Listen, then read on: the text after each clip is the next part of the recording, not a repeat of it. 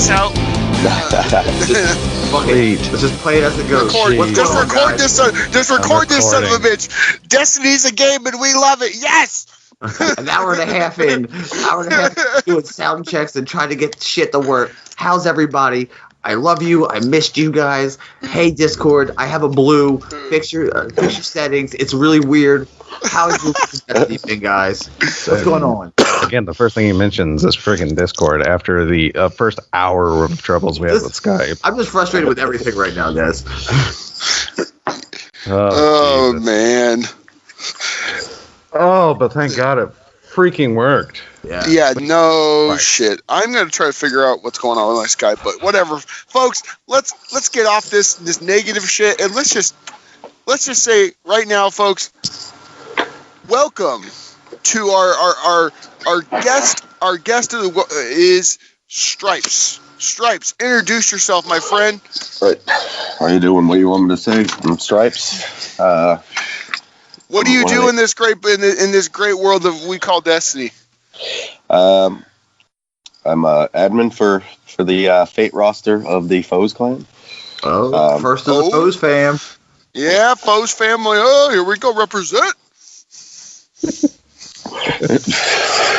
I am a hunter main. I have a warlock as a backup. I'll only slightly hold you against you, only slightly.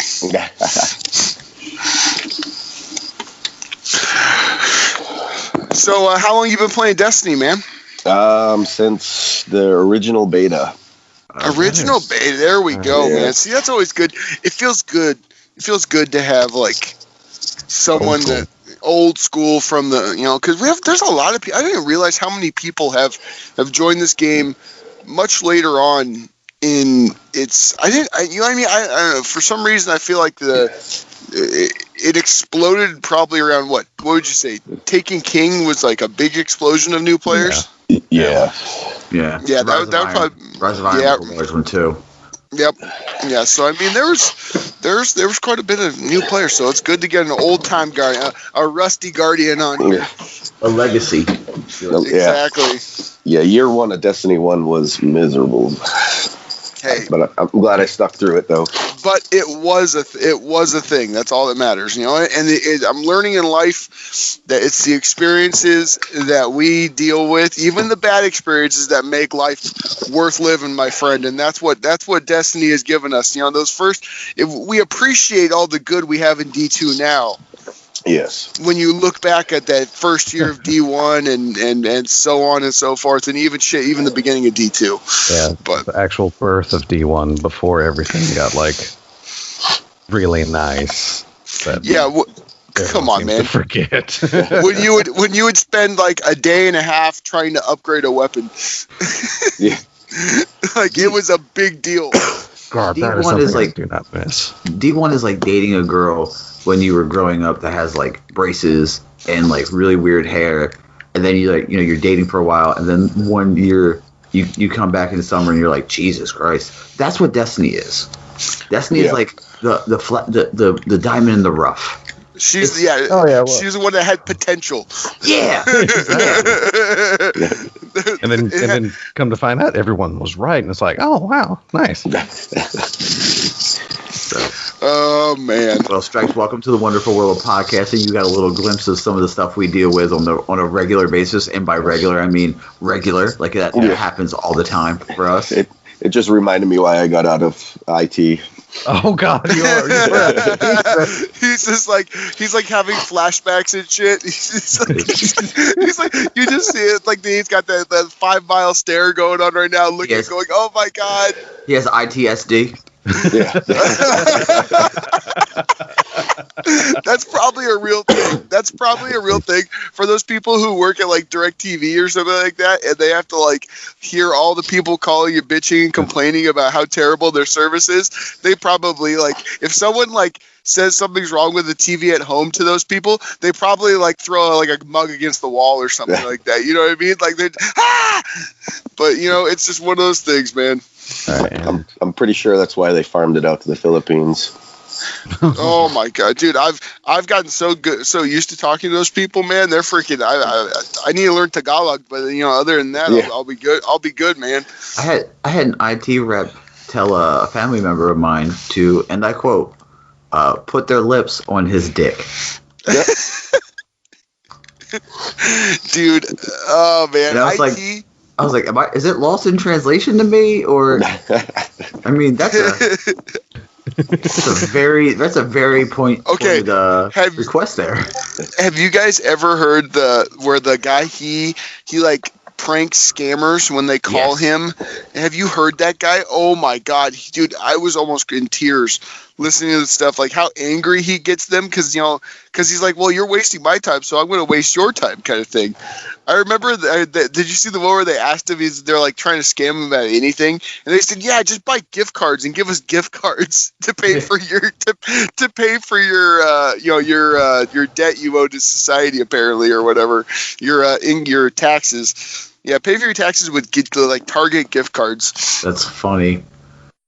Also, there's an app for that. There's actually an app that will apparently answer your phone and use these pre-recorded messages to get telemarketer scammers to engage in conversation. Nice. But it's all recording. No, because I'll piss the wrong one off. I'll piss the wrong one off to the one that that was on his last the last straw kind of thing, and then he'll be in a super IT guy and he'll hunt me down, guaranteed. if I do that, if I do that to someone, I guarantee you it'll go wrong. It will go wrong. Well, so I would say Destiny's a thing. Let's talk about it. No, wait, hang on. Our important question, because we know Stripe's mainage, but we do have one important question. How did you come up with your screen name? Yeah. Oh, it's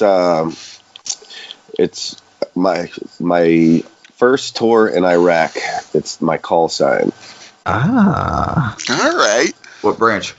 Marine Corps. Hey, we're brothers in that, buddy. Nice. So yeah, very nice, very nice. Very nice. Thank you for your service, sir. Indeed. Yes, sir. It is glorious always to meet up with servicemen, I suppose would be an appropriate term. Just as long as you don't call me a soldier, it's all good. Yeah, right. Or say army. Oh, you were in the army? No, I wasn't in the army. Nah. So you were in that there army? Yeah. Oh man, you hear some of it, man. Because when I was working as an EMT, I dealt with I had a lot of partners who were servicemen and women, and it was because they get right out. A lot of the guys are combat medics, and they get right back into being an EMT, and it's it's a breeze for them because they're used to trying to keep someone together, from a bomb going off or something like that. So I dealt a lot. I heard so many stories, man. It's crazy. I got so much respect for you guys. You have no idea.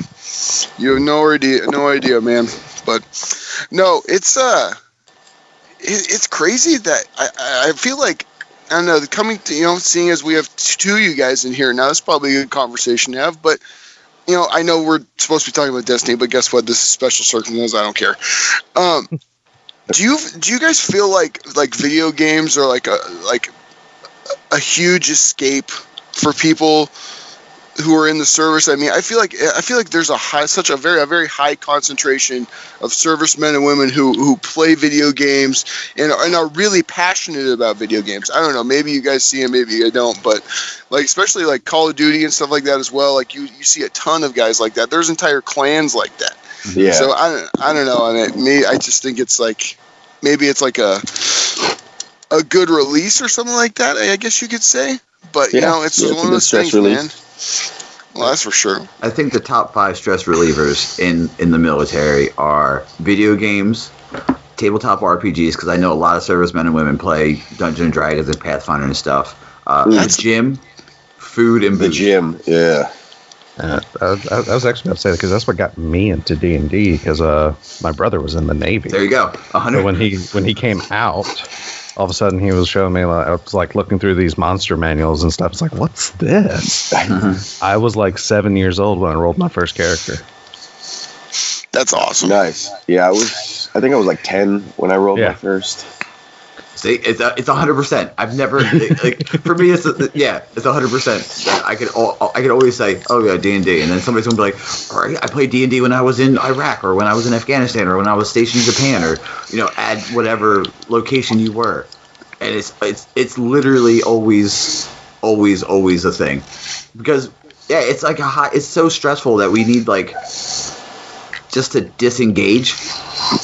And a lot of people, I think a lot of people say the gym is number one, but yeah, the gym is phenomenal. That and music, food, booze, women, yeah, tattoos. That's what, dude. That's what tattoos. Yeah, dude, tattoos. Like it's funny because Erin just got one of her last tattoos on her arm, and she was talking to the tattoo artist, and the tattoo artist says that one of her friends works down in San Diego, and then down in San Diego, the tattoo shops, like you could go there if you go later a couple days before payday.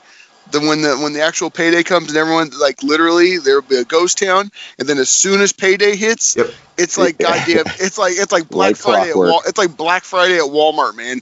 Like they freaking go. Apparently, it's like you can't even get a spot. But I just think it's hilarious, man. There's so many different outlets, but well, guys, how's your week in Destiny been? Grindy. Productive. What about you guys? For sure. Like I said, grindy for sure.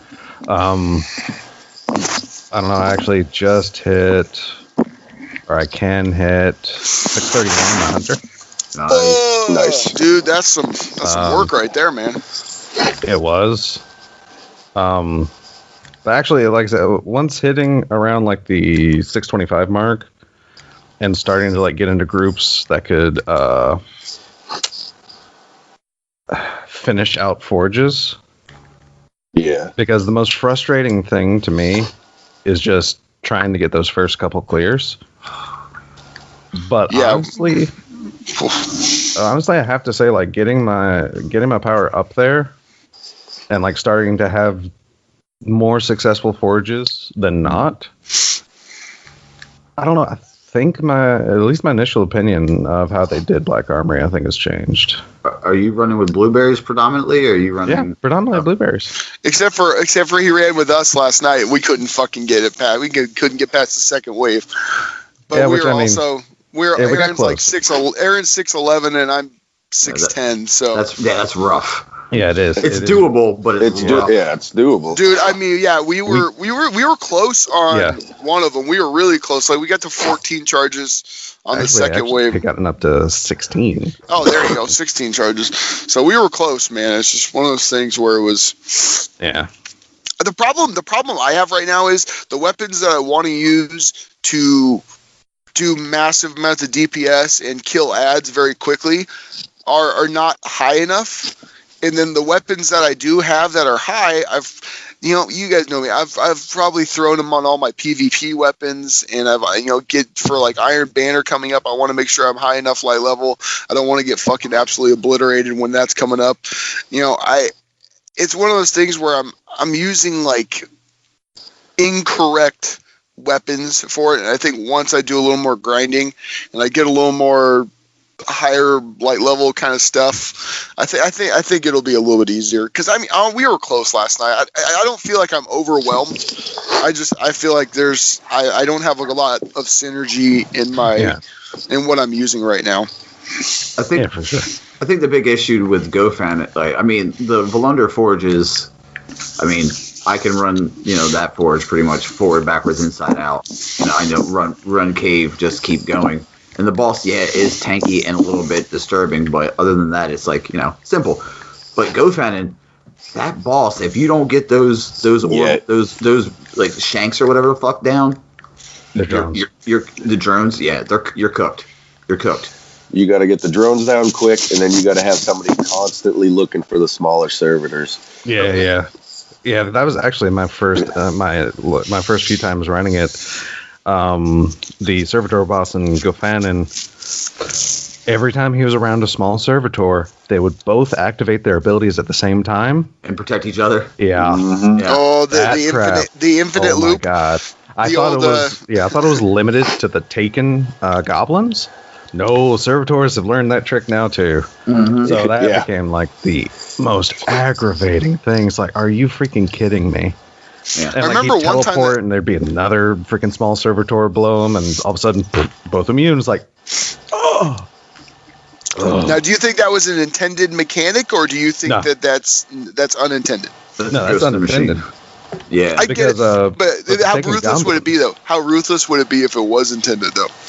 Oh no, well, I mean, because they made mention that the Taken goblins. I mean, I don't know. It might be intended by now, because they did mention the Taken goblins were not supposed to protect each other, but there was this very small window where they could both activate their ability and create the chain of protect, like one goblin shielding another while the other one shields the other one, because they both do checks simultaneously. It's like, well, they're not protecting anyone, so I'm going to protect them. Mhm. And both of those checks pass at the same time, and all of a sudden they're shielding each other. So I don't know if it's that leftover glitch that they can't quite, or window that they can't quite, like, modify, or if, like I said, if they just left it alone, it's like, well, these guys can have fun. See ya. I mean, I got the sniper rifle down, and that was actually that was one of the big checks, because I think I was just touching 615, 617, something like that, and I got it done, and of course I busted out and yelled really loud, and then I was subsequently told, "Why are you screaming at like 3 o'clock in the morning?" Hey man, that's what happens. It's it's the cost of doing business. You know what I'm saying? But working on the I need a completion for the hand cannon, which I hear is fantastic if you can get the correct rolls. But I enjoy this. I don't even say update. I enjoy this additional content. Put it that way. I mean, that's the thing, because, yeah, I mean, this is definitely like, I mean, at first, when we reported, it's like, oh, it's an in-game edition, and it's not even really that. This is new mid-game. Mm-hmm. Yeah. This is the stuff to get you ready for in-game, but it's just, like I said, it's still weird, because we still haven't had that in Destiny, like this mid-step that helps you get to the end game, but because of the power level increase, no one's at mid-step anymore. So everyone's like, oh my god, it's like, this is in-game. It's like, really? Hey man, I like this. I really do. I like this because it makes, number one, it's a ton of content. It's a ton of content, ton of grinding, and it's purposeful grinding. It's not grinding for the sake of grinding. It's purposeful. You know what you have to get to be at least somewhat effective in this, in Forge and stuff like that. So I think this is something that I hope they actually continue to do, this mid-level step, because in years past, like we talked about, it's been raid and it's been bounties, and that there was no the bounties and getting your weekly stuff, and that's it. That's how you raised your light level. There was no really mid-game stuff. I mean, there were strikes, obviously, and stuff like that, but you're going to get your powerful engrams, and that's it. That was the only way for you to get up to a certain light level. And that honestly, this probably helps the grind a little bit. Once you're able to beat the first one, I'm sure it's probably helps out a little bit. Oh, for sure. Yeah. Yeah, once you're able to beat the first one, it probably makes you go up a little bit faster. And then, I just want to get to, what's the recommended light level for the raid right now? 640, pretty much. Yeah. For end boss. Yeah, it ends at 640, so as long as you get 631, I'd say is the lowest you probably want to try that. Well, the guys are still having issues even at that light level, finishing off the boss. I guess the mechanics in the last boss, when it goes into damage phase, there's not like a particular spot where you can set up. He's random, and then on top of being random, he can turn away and you can't really damage him. Yeah. Yeah, I remember like that, having those issues sometimes. It's like, well, the damage phase, but we can't really hit him in this. And it's like that. I was like, well, we're just gonna have to deal with it. That's, you know. Adapt and overcome, fuckers. I was just about to say that. That is funny. Oh man. But I do like that concept because it keeps it interesting. You don't get bored and stale sitting in the same exactly like with Riven. Yeah, I love the raid, but I mean when you do the cluster strat, you know, everybody just sets up, boom, you pop the well, you blast her, you just stand. Everybody goes to the same spot. They know where to go, and it gets kind of stale. So, well, yeah.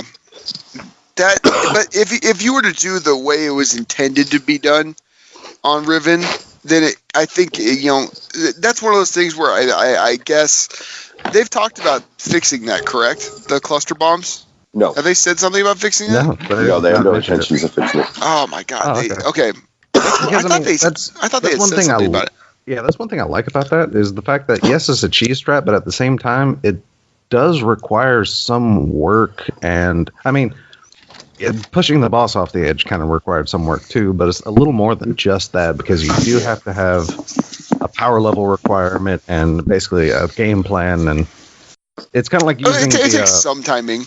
It's kind of like using when you use the ledge in Bolt of Glass for the Templar encounter. Oh yeah. You have one person grab the shield and like either survive or hide, and then everyone else is up at the top. You know, probably with icebreakers, like pegging down the oracles. I mean, yes, it was a cheese, but at the same time, I thought that was a valid secondary strategy. But it took, like, I remember I forced myself to be the relic carrier because I wanted to get, you know what I mean? I wanted to be able to do everything because, you know, but it took some kind of skill and call outs for who was going to get what for everything. You had to get the hidden ones. Like it took some. That was a different way to attack the mechanic, and I'm absolutely fine with that. The Riven one, obviously, it's a different way to attack it. I kind of wish it wasn't there. I kind of do too, because I have yet to do the legit strat fully. Yep. I tried it like my first run. And it was going good. I enjoyed it, and then everybody came out with the cluster strat, and nobody ever went back to trying to do the original. I've actually never experienced the original whatsoever. Like all of my clears have all been cluster. I mean, it's only 3 clears, but you know. That ain't Pete. That's not Pete, is it? No, that's Tasha. Hey, we are a dog-friendly podcast, so. Anytime anybody comes near the house, she's gonna bark. Hey, that's good though. My dog, one of my dogs, he'll just sit there and lay, and then he'll wag his tail and wait for people. Someone will probably be like stabbing me in the chest with a knife, and freaking, he'll be like, "Yeah, man, do you have a treat for me? Do you have food?" Hey, man. Hey, man. I know you're stabbing my owner right now, but could you pass me one of them treats in the kitchen, man? I mean, top shelf. They're up top shelf. Dude, could you go in the freezer and get me one single frozen tater tot? Because if you're Pete, you'll lose your fucking mind over that. One tater tot? Frozen tater tots. He loses his goddamn mind over. Really? Yeah. Like that's maybe those do tater tots run wild in Alaska or something like that? You know, like I don't know. all I know is he's 100. He's like 100 pounds right now. So. Oh my god, man! And his favorite thing in the world is to get picked up like a baby. Dude, I would totally do it. I would totally just walk up and pick him up and carry him around. I totally would. It's like carrying my boys around. All of them. Yeah. Both of them. It's a baby and probably a little bit of Aaron. Well, no, the 7-year-old. If I get my 7, 4, and 2-year-old, if I get all 3 boys together, I'm good. Yeah. I'm good. Okay. But this because my 7-year-old, he's a big boy, man. He's a big kid. He's not as big as my 2-year-old. Dude, 2-year-old, so just a little side tangent, guys. Sorry. Side tangent. My 2-year-old son had his little, my 4-year-old son had his little Christmas party presentation bull crap. Well, freaking, they do the little song and stuff like that, and we're staying there. And my 2-year-old isn't in preschool yet. He's just in. He's we haven't put him in there yet because we're gonna wait till my other son gets out of preschool, goes into kindergarten. Well, my 2-year-old son is standing next to all the other 2-year-olds, and they thought he was a student in the 4-year-old class, and they tried to drag him into it. So, dude, this kid is so big. He is literally a head taller than every other 2-year-old, and I'm really worried that he's going to go in there, and he's got a temper like me, so I'm really worried that he's just going to start going Hulk smash on these kids when he goes into freaking preschool, man. Because I didn't realize how bad it was, and because I'm used to, you see him every single day. He's around the same size as my 4-year-old, but dude, oh my God, man, I'm so worried. I am so worried when he gets in there because he's getting angry and he's gonna like body slam the teacher or something. I don't know. Okay. Real quick, funny story. I went to one of those Christmas pageants maybe a year back, maybe.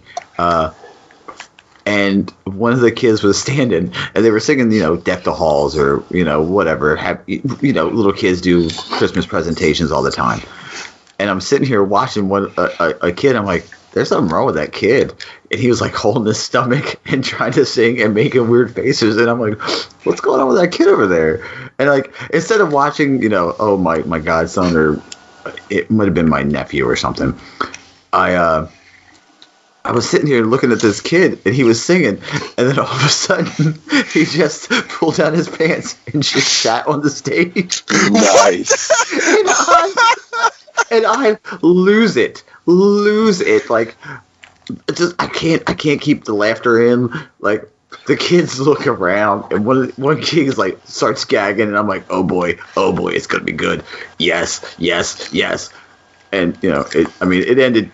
It was hilarious because they rushed the kid off the stage and whatnot, but it was just, I'm just sitting here like, you can't expect a 5-year-old not to, I gotta poop, I'm not gonna poop my pants. But destiny, guys. Sorry. No, come on. We're no, there are no chains on this podcast. Yeah, we're unchained. RNG Unchained. Yeah. So, also new this week in Destiny, the Dawning. Oh, happy dawning, Guardians. Yeah, exactly. Happy Festivus Dawning. And also, can I say, I'm like so happy that the baking actually ended up to basically be MMO crafting. Yeah. That's freaking glorious, man. I enjoy the baking. I thought the crafting was going to be like through Ava, but then I find out Ava's like a legitimate vendor. Yeah. Yep. And like all the crafting is through the oven, and I'm like, oh, this is actually just like an MMO. Oh my God. My favorite thing about this is the meme I posted where it was, the secret is all the killing. the secret is murder.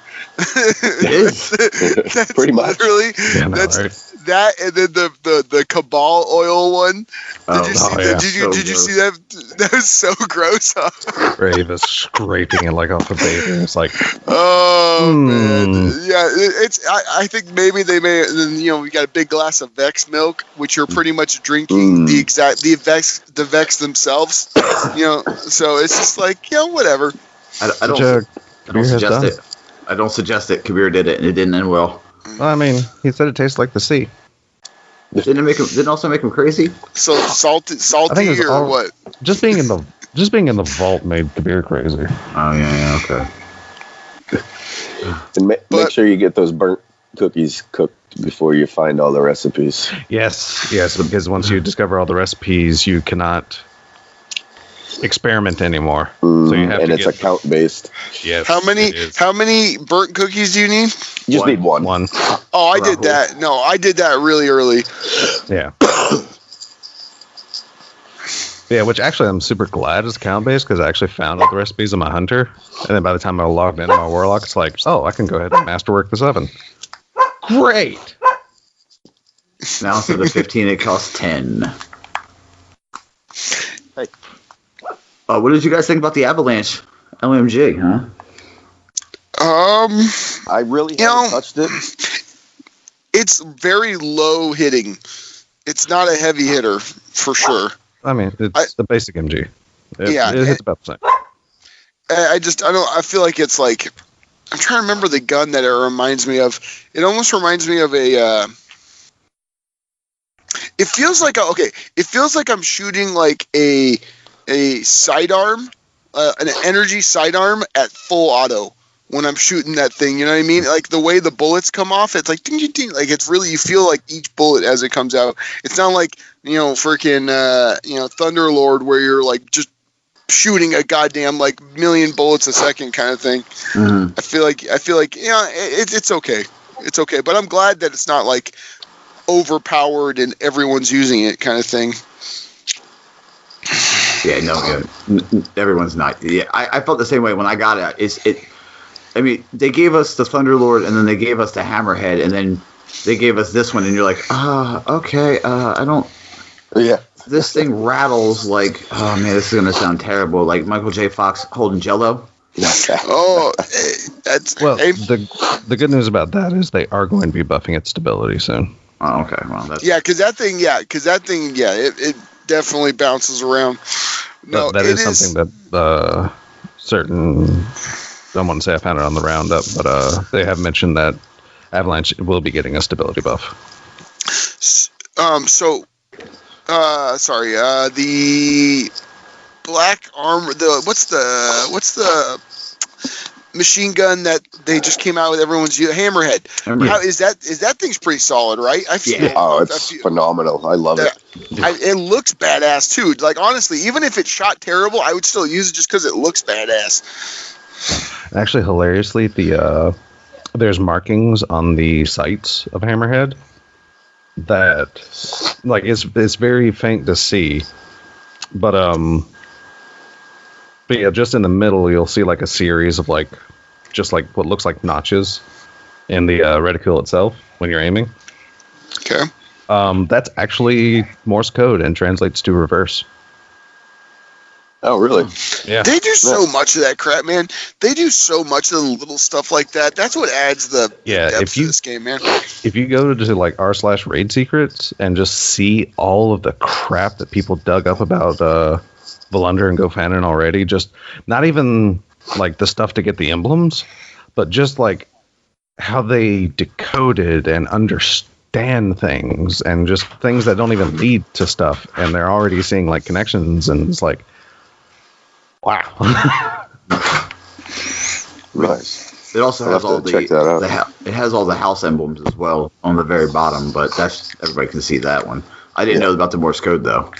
Yeah, well, the Black Armory actual forges themselves. Yeah. Also, hilariously, speaking of that, in the because there's an emblem in there. Like speaking more on like raid secrets and stuff, but there's an emblem. The bottom half of it is like a fish. It has like a division sign, and then above that is actually the same emblem that has been connected to or worn by people connected to the Clovis Bray facility. It is the same circle with a line down the middle that Anna wears, that the Exo Stranger has on her forehead, and actually is on top of Shirochi's cloak. No, not Shirochi. Shiro 4. So yeah, so very interesting on how those characters, or at least two of those characters, are suspected to be a part of Clovis Bray, and it's on Shiro's cloak, and it's on Ada, and connected to Black Armory. So very interesting there. Yeah, it seems like there's going to be a lot of stuff that's like hidden. That you're gonna start seeing some stuff like the guys who are just digging, looking for everything. It seems like there's a lot of secrets out there, which I'm all about that in Destiny. It's what makes it, it's what separates it from other games. You've got it. The lore is what separates this game from other games, and I'll always be of that opinion. Is that the lore is what changes this? So the more we can give when it comes to the Forge lore and everything like that, dude. Sign me up for it. You know what I mean? Sign me up for it, because you don't get this in a lot of other games. You don't get as far as the depth of the lore now. In D1, yeah, it was a jumbled mess, but Yeah. I feel like it's a little more concise right now. I don't know, Des. What do you think about it? Do you think you have to go to an MMO or a Blizzard game to get this type of in-depth lore? To be honest.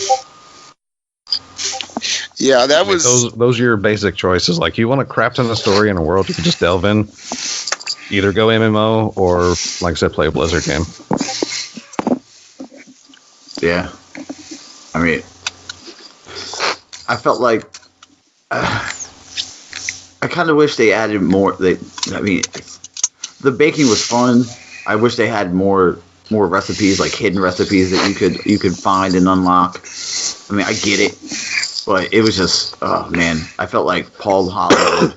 I was like, oh man, I went a little too deep. It's a really close texture on these cookies here, Devram. But I felt so. One of my favorite delivery lines is for failsafe when you give her the infinite force cake. It's like, you just set this down on a nearby flat surface. Failsafe seems to appreciate it, though. It's like, oh my god. She just walked. Failsafe she just depresses me, man. Like, honestly, like, she depresses me. Like, oh, all my crew is dead. You know, it's just like, you're my new captain. Yay. It's like, oh god, you make me so sad. I actually like her creepy voice is actually pretty funny. And her weird voice is funny. I loved doing the raid with the failsafe voice, though. Yeah, I was just going to say that. That is great. I seem to have... Captain, did you wish for me to have a body? Wait, Captain, is this your body? Let's kill things. It's like... This is great. It's like, oh my god. That's funny. I know you can do one with Drifter. Yeah, Drifter is funny, too. That's the one I would want to do if I ever do the raid. First, we got to get you your whisper. No, first Dez has to get me my whisper. I've gotten many people their whisper, and they didn't even get to the end of the puzzle. So good, yeah. You know what? Add another one to that list, because I'm definitely not. Oh god, yeah. Oh Christ. So yeah, Dawning, freaking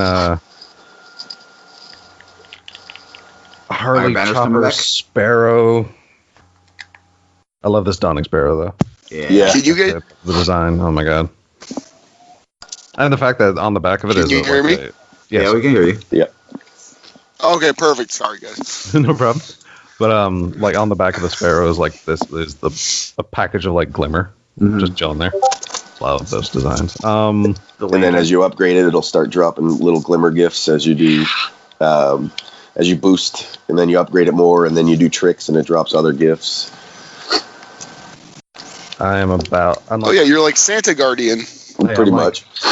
I'm like 4 recipes or 4 bakes away from getting the second upgrade, and then halfway through, of course, to the last one, which is the one I really want. Which, of course, it's last for whatever freaking reason.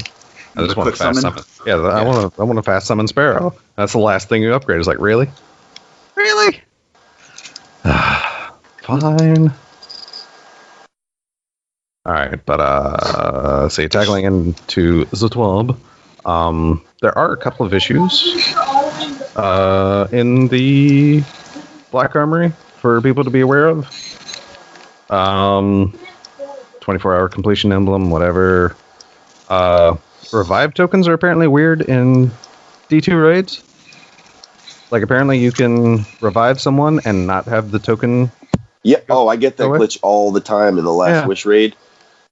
Yeah, that's something that they haven't really mentioned before. They actually mentioned it in the TWAB, and it's like they haven't been able to investigate it because it's been difficult to reproduce, but for whatever reason, it's happening more in Scourge of the Past. Oh, nice. So they're apparently able to at least attempt to now investigate what's going on there. For people they should just leave it. Yeah. Right. But for people that haven't finished Volunder and you might start Gofanon, don't. Finish Volunder first, because there are issues that finishing a Volunder frame will cause your Gofanon sniper frame to vanish. Oh, see, I didn't even know you could unlock without finishing Volunder. Oh no, yeah, you can, like, Gofanon's like its own separate entity, I believe, and it doesn't actually require a clear. Is it the same? Is it the same light level requirements? Yeah. Is it? Yeah. No, I thought it was a little higher. I mean, as far as I'm aware, it's the same.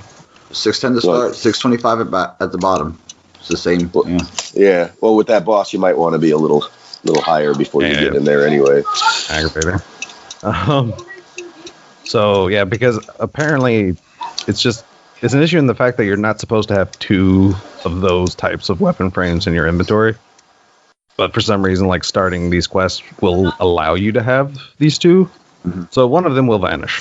So yeah, complete your forges one at a time. Also, there's an issue with unlocking the Gofanon Forge, where there's a quest step where players must defeat a high-value target on Nessus. Right now, it's only the person who lands the finishing blow. Ooh. Yeah. If it even spawns at all. There's also that glitch where you'll be sitting there and it'll say a high-value target has appeared, and then immediately it'll say it was defeated, and it never showed up. Oh, that's fantastic. That's a fun one. That's because it spawns on the edge and falls off. Oh, I kid you. This is not a joke. I seen it happen. It spawns on the edge and then just dump chucks off, and I'm like, but luckily because Des just get a shot on it. I did. I blasted it. I shot it with a rocket. And it was like, it dropped the quest completion. I'm like, fuck yeah, let's go. I grinded that thing out for like 2 hours trying to get that thing to drop. Between the blueberries killing it before I could get to it, because it spawns randomly, and with that glitch, it was a nightmare. I can only imagine. So yeah. There's also an issue where ballistic logs and modulus reports do not recover to the postmaster. So if you're full, or make sure you have your appropriate room. And there's an issue with fastidious miser. I mean, it's like not unlocking properly, which is a ridiculous freaking tramp anyway. Yeah. Because Jesus, do you need to be like freaking Sonic in order to get that thing? I've collected 15 motes before in what I thought was fast. Yeah, no, apparently not. What do you have to do? It's going from 0 to 15 motes very fast, basically. Fast, yeah. And it's gonna be so fast, what you need to like coordinate with everyone, and then like let the ads group up, do a super, wipe all the ads out, then just scoop 15, them up real quick. Just scoop them up as fast as that's the only way you can do it, right? Coordinate with everyone. The quickest way I found to do it is just you be the one that kills the high value target, and just scoop up all the motes real quick. I can see that. In like a group of them, you could do that, yeah. All right. And how many does the high value give you when it goes down? I forgot. 10. 10, but 10. As you're damaging it, it'll drop motes. Yeah. Yeah, so it'll drop a few motes as you're damaging, but yeah, once the kill happens, it's like a 10. Oh, so you could theoretically get all 15 motes off that. Yeah. Oh, okay. All right, and they give us a 2.1.3 preview, which is happening this Tuesday? Yeah. Oh, nice. Which is basically there's a bunch of like quality of life updates, apparently. One thing that's changing, players under 600 powers will begin to receive higher power rewards when completing director challenges. So at least people below 600 will be able to get up there a little faster. They're fixing the Harbinger Echo Sparrow thing, apparently. Thankfully I already got that. So. They are fixing an issue for players who join an in-progress Forge activity would not receive rewards. And... coming this Tuesday, they're fixing the issue where your other frame would vanish. And PC's getting 1,000 voices fixed. So scream in your ear. No, the fact that it's doing more damage than Nintendo on PC because of its high frame rate. Jesus, doing more damage. Are you like it's just like killing like one shots Riven? So they fixed it for consoles, and that fix essentially made it stronger on the PC. Which is fair because a lot of like Bungie's systems are tied to frame rates, which is what was my like biggest concern for them to go into PC. And yeah, that's always been a problem. Yeah, and hilariously, like every issue, a lot of major issues that PC have or differences is due to frame rate. They're fixing an issue where Season 5 shaders are dismantling slowly. They're fixing an issue for players who did not earn a Crucible shader to be able to complete the Crucible badge. Oh yeah, and we're getting our veterans. Oh yeah, that's right. I forgot about that. The veterans package. Yeah. Dope ass shader. Yes, once update 2.1.3 has been deployed, players should expect to receive this package later in the day. Stay tuned for updates. All right, so what color is the shader going to be? It looks like from the preview, it looks exactly like the veteran shader from D1. Black and white tiger stripe. What, the black one? Yeah. That was I liked I liked that one, and I liked the all black one. The all black one was pretty nice that you got from the what was it, the raisins? Wasn't that the raisins that gave you that all black shader? Yeah, the D1? Super black. The murdered out. Super black on black. Yep. Love it. All right, so Bungie's telling us we are having 2 full weeks of mayhem. Yes. After Holy mayhem. Shit. I need to get into that. Yeah. After It's mayhem. pretty fun, especially with a team. I know, it's like I felt bad because I was going in with Blade Barrage and Shards Galanor, which is actually entirely overkill. Yeah. Entirely overkill.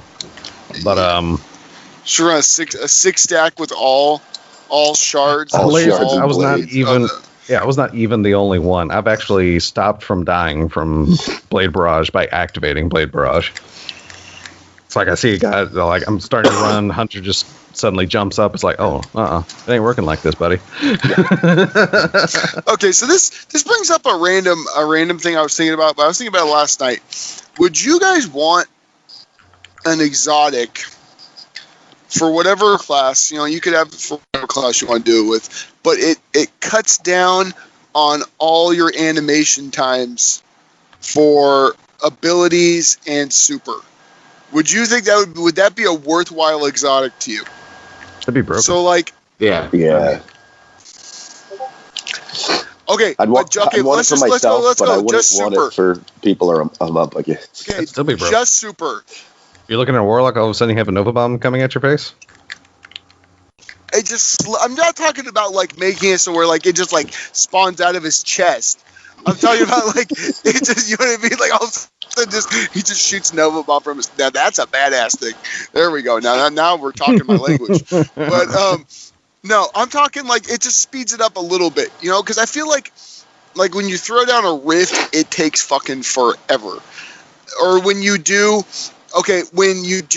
the Blade Barrage, from the few times I've done it, like you see everything go out, and then it's like a delay, and then everything dies. Then you get your orbs. At least from what I'm seeing. I don't know. I think it would be fun. It'd be a fun exotic to have, but make it to where there's like a drawback to it. That's the other thing that I want to start seeing in exotics and stuff like that, is to have a really good perk, something that's really good, but there has to be a drawback with it. Could you guys see like a drawback system coming for using it, like a big risk reward type like ability thing happening? I was just kind of brainstorming, trying to think of ideas for like new abilities and stuff that you could new weapons, new armor perks and stuff, because there's not that many. I mean, I'm sure they could come up with a bunch of random ass perks, but I don't know what else they could do. I mean, that's kind of already there with a lot of exotics designed. Like take the Whisper, for example. Yes, if you hit all of your headshots, you have infinite ammo, but its reload is absolutely garbage. Yeah. The only time you get that fixed is the catalyst. And that's when its drawback becomes... I mean, I think even Sturm has that same drawback because ammo can be fed to it from Drang. It has, like, an absolutely awful reload speed. Okay, I mean, but that's two guns, and they're situational. I mean, Whisper is a very situational gun. You're not using it when you're just running around PvE. I mean, at least I know I don't. You know, most people that I know don't. You know, when you're doing obviously a raid or something like that, then obviously you want to use Whisper. But, you know, I don't know. I just spitballing here. I was just thinking about it. It was an idea that I forgot to write down. Yeah. You know me, I always forget everything. So, well, it kind of ties into that perk question that you asked. I was thinking along the lines of like negative perks. Okay, for sure. Yeah, let's just answer that one question right now since I kind of brought it up. I wasn't even trying to. But what did I ask you? See, like I forget what I even said. If you could create your own perk. Yeah. Like weapon perk or whatever. Oh, crap. And I was thinking of like an anti-perk. Something that would negate like the other player's perks. Mainly PvP based. Ooh, so like a what's it called? Like a grenade, like a what's it called? What are the suppressor? Suppressor, like a suppressor ability? Ooh. What if there was what if that was like a new subclass? It's just a total FU subclass, like one of your charged melee ability, like you hold your grenade and it shoots out like a wave that I'm talking Warlock, you know, everything. So Warlock. Handheld Supernova, because that's what that is. Handheld Supernova, but it's a suppression. It's not the Supernova. It like blinds and suppresses them. That's an interesting one. Because you could sit there and just, that would be fun. I think it would be fun. But like I said, this is just me spitballing. Come on. I was thinking maybe like an exotic mod, or an exotic perk. You know what I mean? You can only have one, in a slot, just period. But it would have to be, you know, absolutely powerful to be able to be considered an exotic. But yeah, I mean, Bungie has a lot of leeway with things they can do. I mean, because even with Black Armory mods are vicious.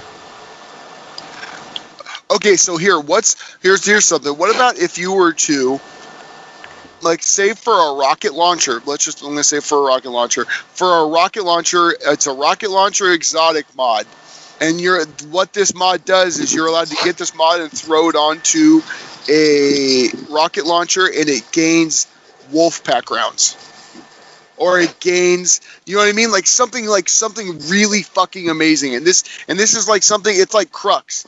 It's like back in Crota where you had to grind forever to get this thing, and make it RNG based so that it takes forever, or it doesn't take forever. I don't know, but make it something really difficult. And then that, like, it becomes like a wolf pack, like rounds, like you could throw it on a, I don't know. You know what I mean? Like, you guys get what I'm saying, though, right? Yeah. I think that would be an interesting system you could have. Crap, dude, you could, but then that also brings in breaking the game. But that's a whole nother subject. Come on, I don't care about breaking the game. I just want to do whatever comes to my head. Until you're smashed with it, yeah. Yeah. Until I'm killed by Telesto, then I'm okay with it. You know what I mean? Like the previous episodes. I like something until I'm killed by it in Crucible. Yeah. I mean, pretty much. I also think it's hilarious that people get in there, like, because there are a lot of like powerful and good exotics, but everyone gets in their heads like, oh, exotics need to be super powerful. Like Mida? Isn't? Super utilitarian, though. Useful would be the better word. No, it is useful, but that's the thing. Like, that's what makes Mida, like, whenever the meta drops, like, you know, or like in between metas, you're going to find Mida used a lot. Happened in D2, happened in D1. You know, when Dude, they I took saw out, people using it. I saw people using it like 2 weeks ago. Yeah, I'm just saying, It was like, ridiculous. But its popularity like always rises. Like whenever they finally fixed Last Word and Thorn, Mida rose to prominence.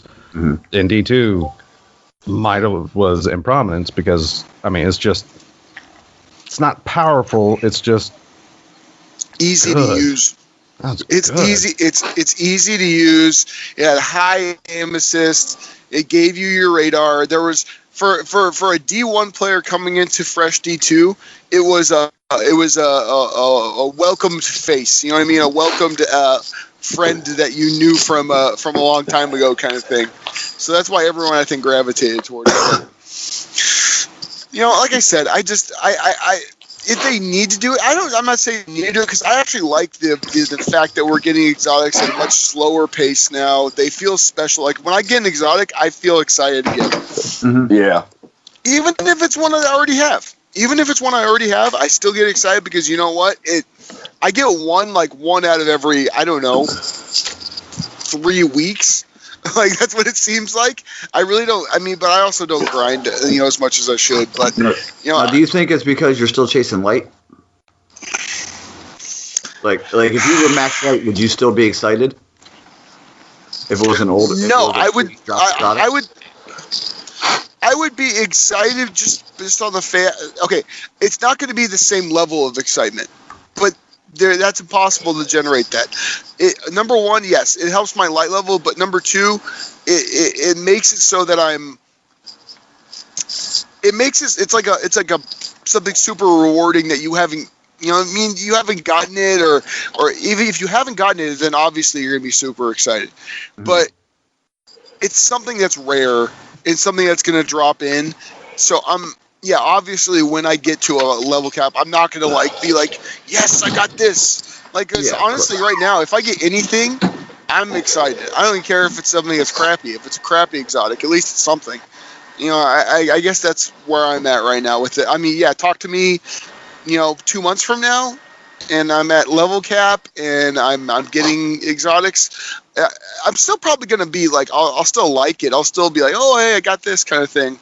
Whereas before, in D1, like exotics like felt like goddamn candy. You know what I mean? Like it was just like they were all over the place especially with 3 coins and stuff. Mm-hmm. So I don't know. I'm happy with the amount of exotic drop right now because I'm not getting overloaded with it, and I'm still having a lot of stuff to chase. I'm still chasing shards. I'm still chasing Ursa Furiosa. I'm still chasing. There's a warlock thing I'm chasing right now. But you know, there's a lot of stuff that I'm chasing that I think as long as we tune things to where I'm not getting. I know that they're doing exotic tuning to where you're not going to get. They're doing duplicate protection on that, right? At least somewhat duplicate protection. So, you know, I'm fine with that.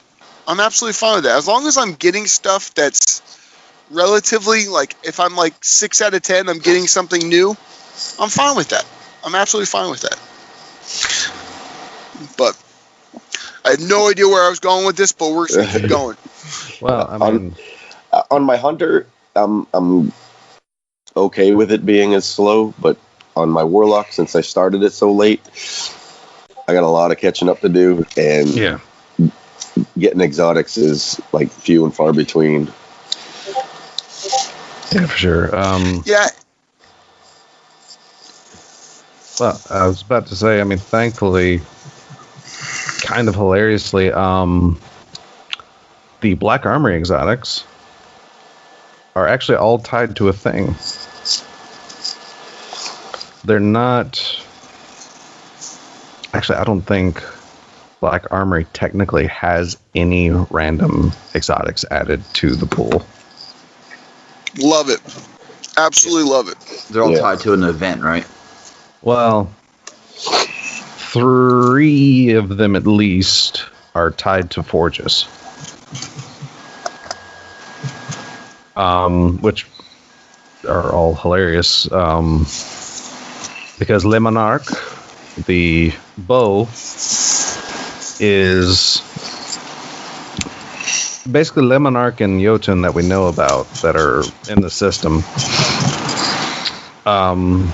Are not random drop exotics. They're some kind of quest exotics. Mm-hmm. And there's challenges. There's some kind of challenges about using Jotun at Volunder and Le Monarque at Gofanon. And also Izanami at the Izanagi Forge, which we don't have yet, but yeah, Bungie told us about that one. Is that the that's the one where it's like the handheld rocket?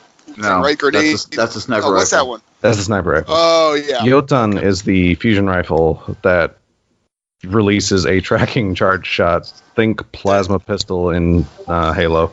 Dude, I fucking love that. I love that. So when I saw that, I was like, this thing is this looks badass. Yeah. So and then the Anarchy grenade launcher is raid exotic. Yeah.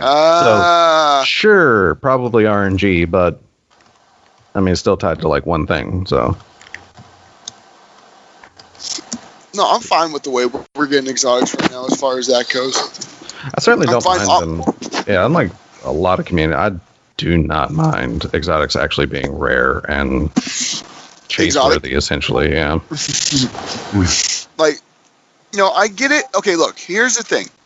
Now, we are looking at this from this is our hobby. We play this game. This is what we play mostly. You know, we play quite a bit. You know, I've been listening to other podcasts and I've been reading other stuff, and you know, I feel like there's like this great thing of people saying that the casual player is being left behind. Now, I haven't your guys' opinion on this first. This is a topic I wanted to talk about, but do you guys feel like with the way this thing is structured that the casual player is being left behind? Because I'm going to preface it by saying this, you know, Stripes, you said that your hunter is fine. He's light leveled up, everything's good. But because you don't play on your warlock as much, your warlock seems underpowered. So I would say that, like, go at it with thinking as like your warlock would be the amount of play that a normal person is going to have. I guess you could say like a casual player is going to have. Do you think it's fair? Do you think this light level, this light grind is fair right now? Oh yeah, my warlock light level's fine. He's right up there with my hunter. It's just I don't have like the Luna factions, the Geomags. Okay, perfect. Okay. But it just generalized through the community. I've heard that quite a bit. Do you guys feel like it's fair? Do you feel like it's excluding the casual player and turning it off and making this game even more of a hobbyist game and like the 1% where we're putting in hundreds of hours and the rest of the people are, you know, going through the story, maybe playing a little bit? You know, one of the favorite complaints I've seen on Twitter was one of these people that wanted the hobby back for D2, right? Mm-hmm. And then just a couple days ago, I see a tweet that it's like, oh my god, I just spent 10 hours playing Destiny and I could not accomplish my milestones ... on one character. And I'm sitting there thinking, this is what you get. This is a grind for sure. Yeah, it's not a casual game. I mean, there's enough content to keep a casual player occupied. Granted, they're not going to be able to compete like in competitive and stuff like that. But I mean, there's a ton of content to keep them active and busy. Oh yeah. Giving them perks and bonuses, it's just gonna it's gonna kind of dumb down those of us who are grinding and 100%. Buster, what do you think about it, man? I mean, is it really like I don't consider myself like My time is very, very short. I don't know who. If I played for 10 hours, I could finish the milestones on 3 characters. I don't. Yeah, that's what I was just about to say. Like, I was say 10 hours. You're not grinding. You're not doing it right. No, you're not moving. You're not moving. Dude, listen. 10 hours. What do you think? 2 prime engrams drop in 10 hours? Oh, easily. Being real conservative here. Like, I mean, if you did 10 hours, I mean, how long does it take you to go through a daily? 3. Let's say. Okay, how long but does a think strike about take? think about how many milestones there are, though. There are quite a bit. Because there are completing 3 daily missions is a milestone. Completing 3 strikes is a milestone. 3 gambit matches is a milestone. 5 crucible matches is a milestone. Getting the work to hang on, that's not even okay. Ikora bounties, which you don't really need to separate for that. Yeah, you just do bounties. Same thing with clan. You don't really need to separate for those. Flashpoint.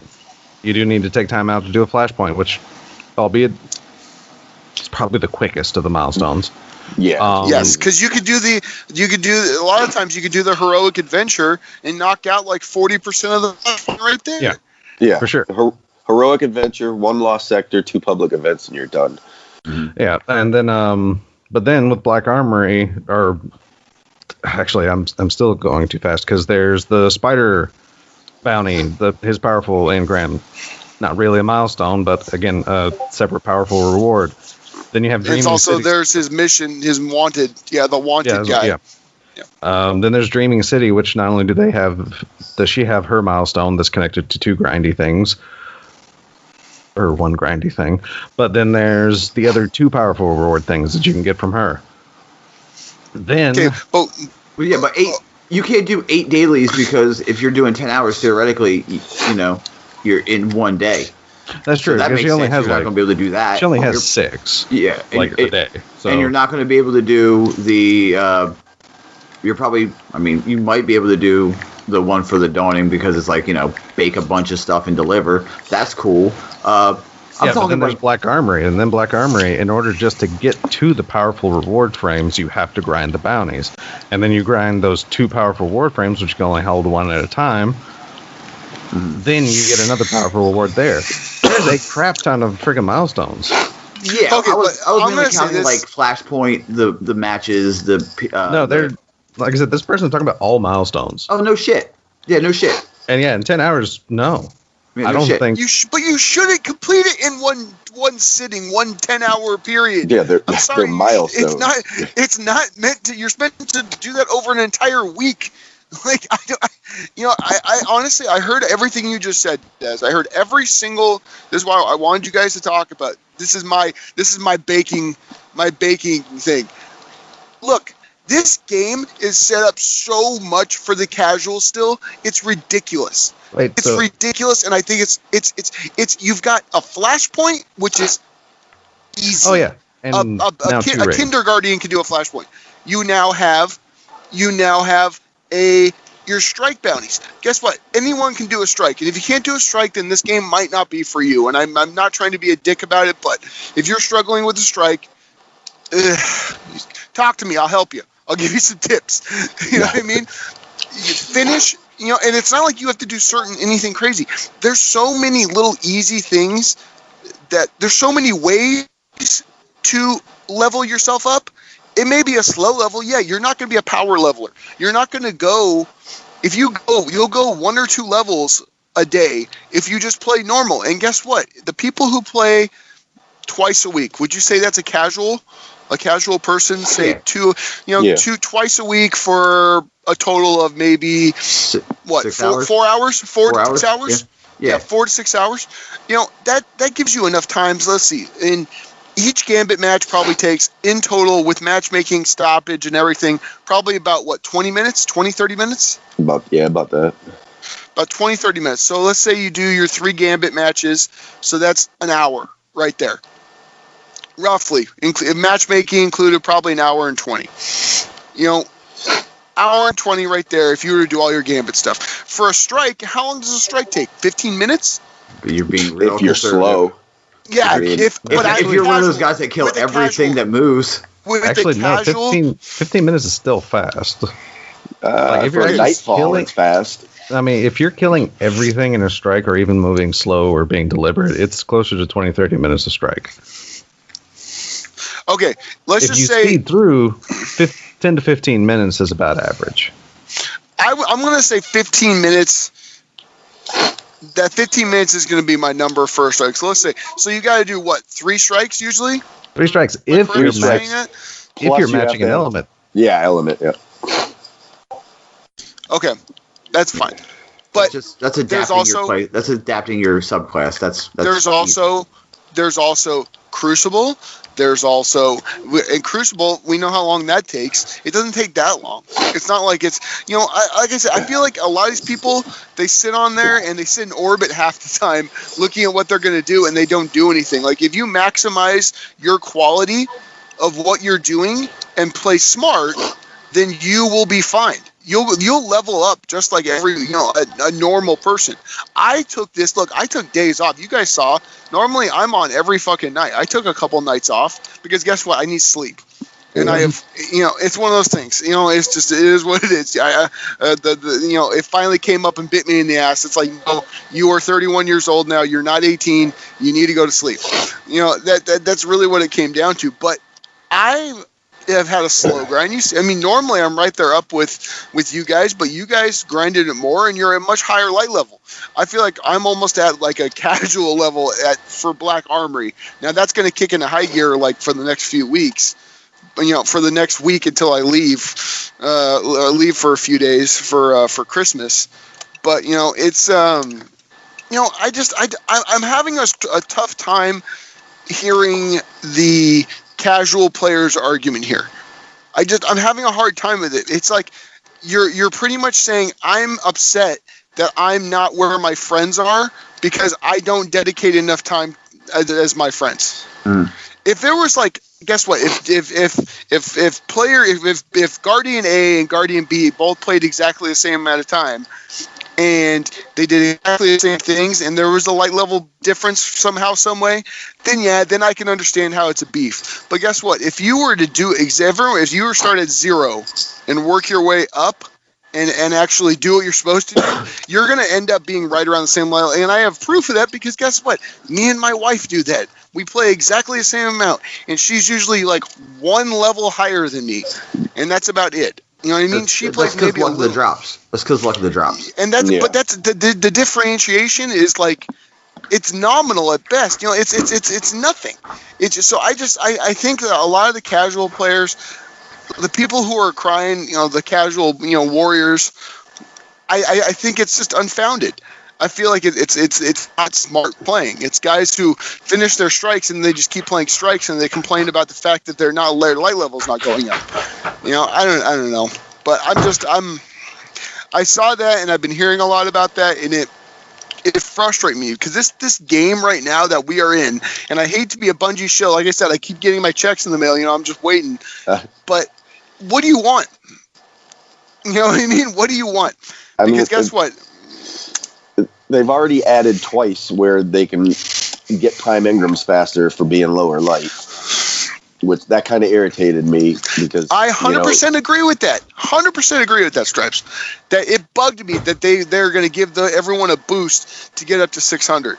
I mean, I guess the new light cap is going to be 650, so it's not really going to matter. But when they did it, I heard about that they were doing it, and there's people who haven't even played yet that are going to be able to power level through that thing and play easily. That kind of bugged me. So you're mad that they're catering more to casual people?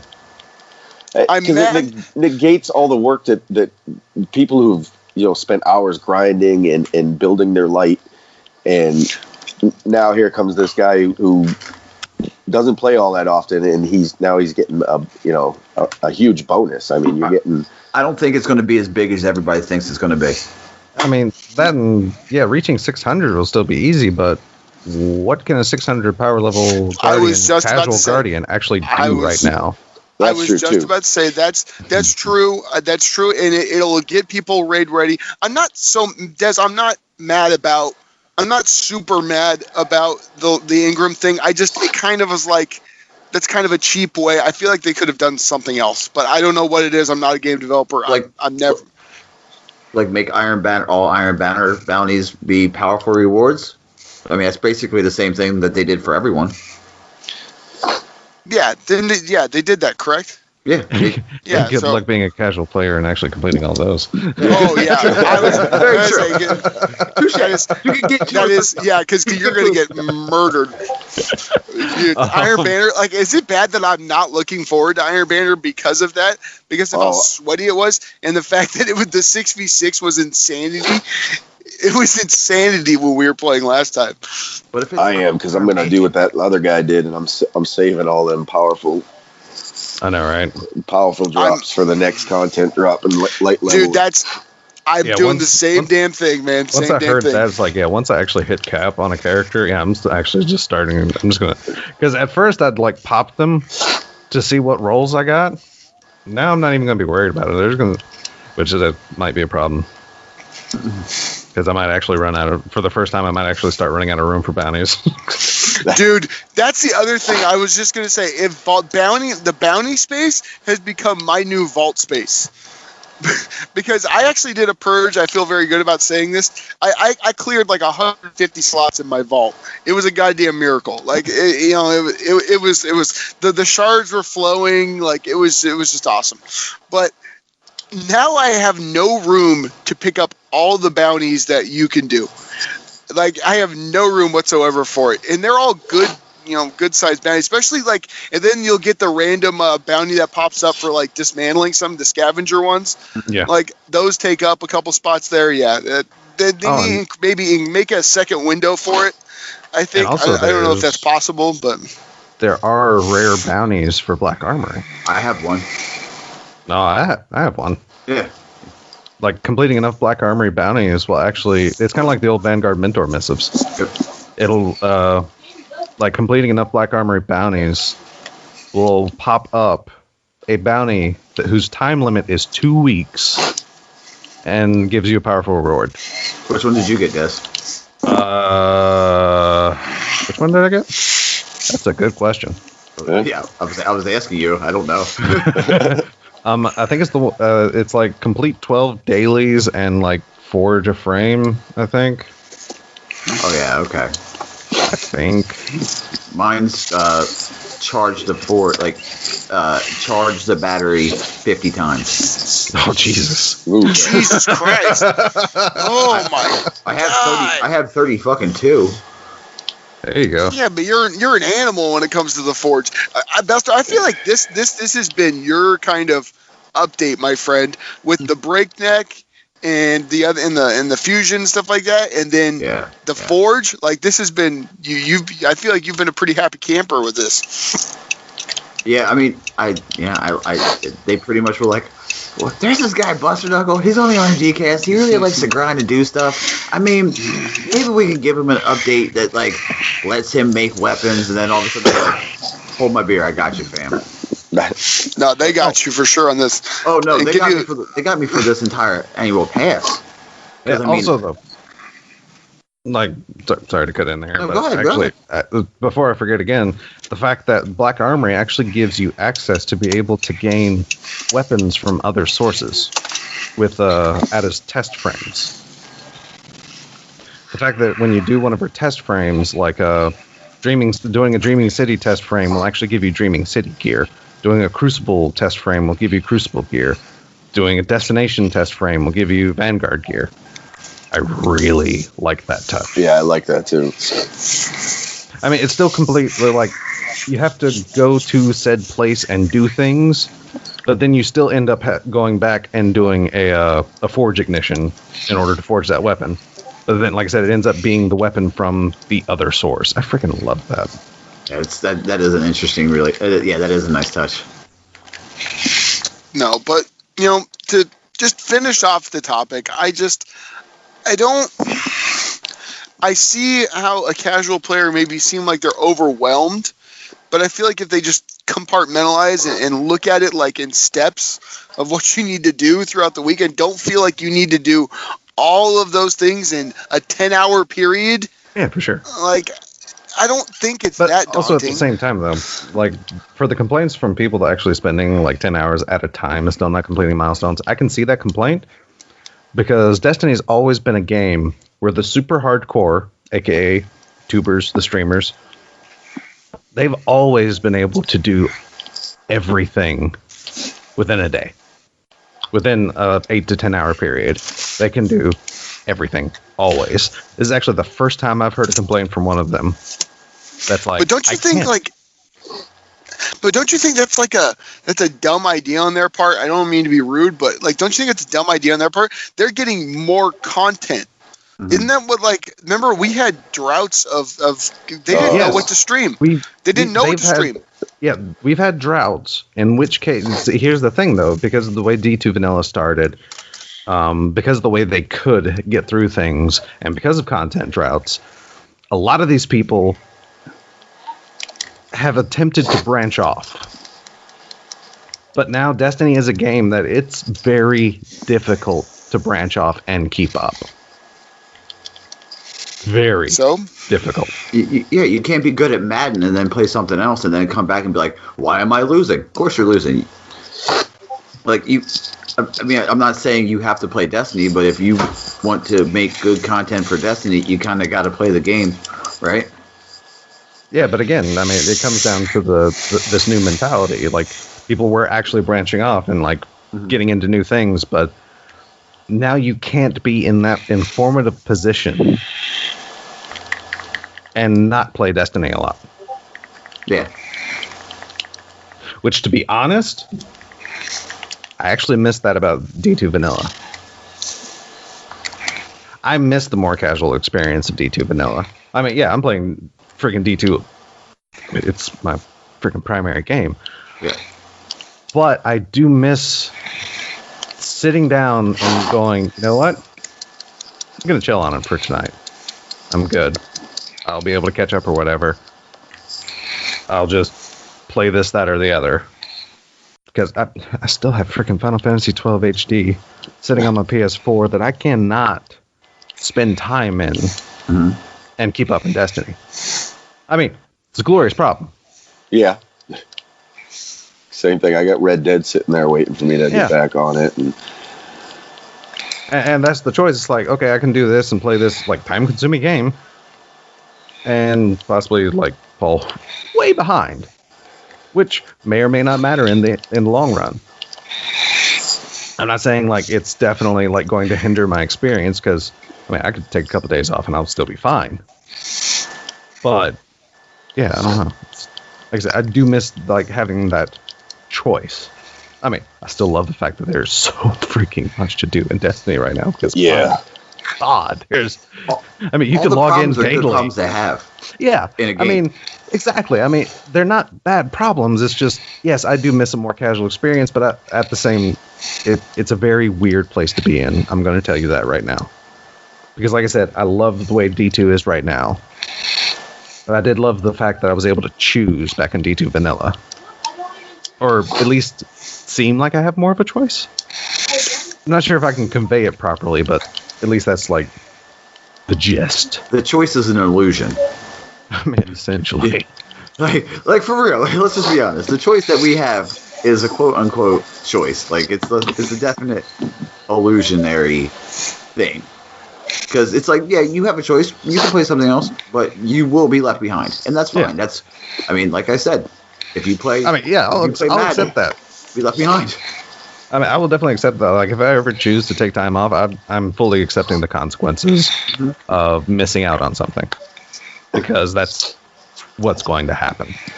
To go back in time a little bit here, that's the one thing I loved about, well, not the one thing, there's many things that I loved about this game, but back in SOCOM 2, the ranking structure was based on your performance. So, I mean, if you took time off, you lost rank and all that, and then when you got back on, you had to grind back up. So, I don't know where I was going with that, but I mean, welcome to RNGCast. I was just saying, he's already fitting in so well. Yeah, I mean, like I said, they're not bad problems at all, because I mean, this is a hefty game. I mean, I can see where it's overwhelming for a casual. I can, like, people that just can't dedicate their times. I actually feel a little bad for like the single parent that's using video games as a resource because single parent's not going to, or even regular parent is most of the time not going to sacrifice time, like precious time, with kids and family in order to play a video game. Like, their choices are, like, a lot of their choices might be, it's like, well, I only have, like, a couple hours. If I don't stay up, like, and that's the thing, because if they stay up, they're, like, disrupting things, they become tired. I mean, we all see these problems, and it's, like I said, I can feel, like, at least a casual experience, but also at the same time, like you said, there's a crap ton of things to do for casual. There's enough to keep casuals busy indefinitely. And it's not like it's a little bit of a gain. You're getting a powerful Ingram that's normally dropping. It's normally dropping like what? At least what, 5 past what your light level is? 5 at least, yeah. Well, depending on where it's from. Yeah. Okay, that's what I mean. But like I said, I feel like a lot of these problems that casuals are having is based off of what they are doing when they are playing. And as if they're fully taking advantage of... I don't even think the problem is with casuals, because I don't think a lot of these complaints are coming from casuals. It's coming from people that play, like I said, that decided to branch off. And now they're feeling left behind because they were able to keep up with content. But now because they're deciding to do other things, they're finding that they're not able to keep up with content like they were. Okay, I'm gonna say something right now, and it's gonna be it may sound really mean, but it's like, motherfucker, you shouldn't have left. You know what I mean? Like, I'm just being honest. You shouldn't have fucking bounced it. That's also like getting mad at someone who goes to the gym all the time and you can't do, you don't look as good as they do. Yeah, exactly. It's basically that, you know what I mean? But that's 100% what it is. That's 100% what it is. Like, look, dude, if you have restrictions to it, like, guess what? I have restrictions. When I work out, I've got like 20, 30 minutes at a time, maybe. I'm not, you know what I mean? That's not like that. If I do get a chance to work out, because right now it's like, if I get 20, 30 minutes, it may be nap time. But, it's to a point where, like, look, it's all there in front of you. I think there's a lot of, like, okay, now this is a whole nother thing. I'm going to call someone. I might get in trouble for this, but whatever. I don't care. Okay, people who are streamers or people who are vocal people in the community, podcast hosts who identify as casual players and then come out and they feel like they're identifying with the casual player because guess what? That's the masses.